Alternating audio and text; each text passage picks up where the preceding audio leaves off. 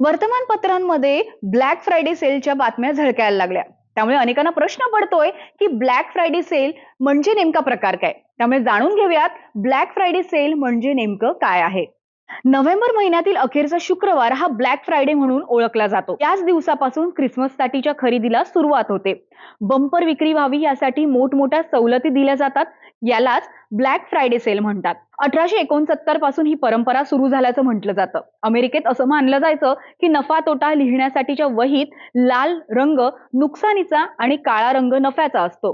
Christmas सुट्टीच्या निमित्तानं जाहीर करण्यात आलेल्या सेलमुळे विक्री वाढेल, नफा होईल आणि वही काळ्या रंगानं भरून जाईल असा विश्वास विक्रेत्यांना असतो. यामुळे या दिवसाला ब्लॅक फ्रायडे म्हटलं जातं. बिग बास्केट तसंच Aldo, Mark and Spencers, Inorbit mall, Jio World Drive ह्या अशा अनेक विविध कंपन्या आणि मॉल्सनी ब्लॅक फ्रायडे सेलची घोषणा केली आहे.